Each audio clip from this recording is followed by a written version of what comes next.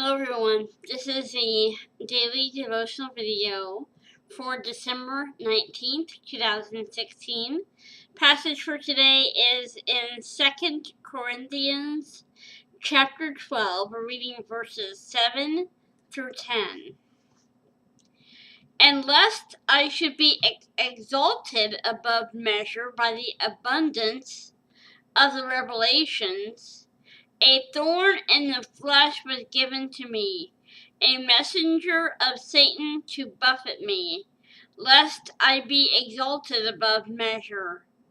Concerning this thing that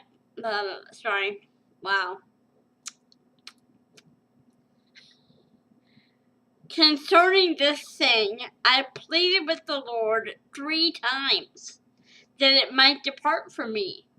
And he said to me, My grace is sufficient for you, for my strength is made perfect in weakness. Therefore, most gladly will I rather boast. Wow, I am so sorry. I can do this.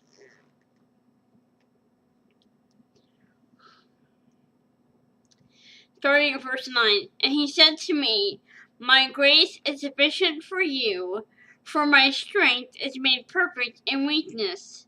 Therefore, most gladly I will rather boast in my infirmities, that the power of Christ may rest upon me. Therefore, I take pleasure in infirmities, in reproaches, in needs, in persecutions, in distresses, for Christ's sake. For when I am weak, then I am strong. I think I was going to be able to get through that passage. Okay. Title for today's devotional is Learning from Adversity.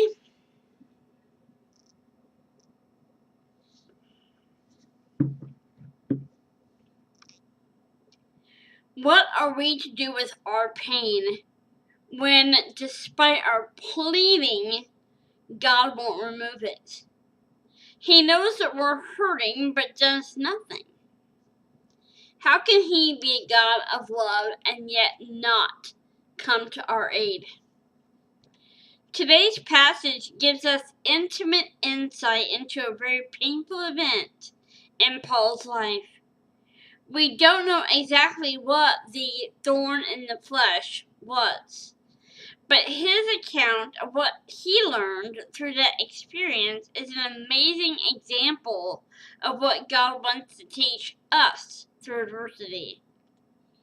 First of all, God is sovereign over the situation. Ultimately, He is the one who allowed the thorn and the one with the power to remove it. Second, God prioritizes the spiritual. Paul wanted physical relief, but the Lord was working for his spiritual good. The thorn was a protection against pride, which would have seriously hindered Paul's ministry and corrupted his character. Whatever God allows to afflict believers is designed to protect them from sin, produce holiness, and equip them for faithful service to Christ. Third, God's grace is sufficient. The Lord didn't remove the pain, but gave Paul both the grace to endure it and strength in his weakness. If God doesn't provide a way out, I love the statement. The statement's awesome. If God doesn't provide a way out, He will provide a way through. Let that sink in. If God doesn't provide a way out, He'll provide a way through. Sorry.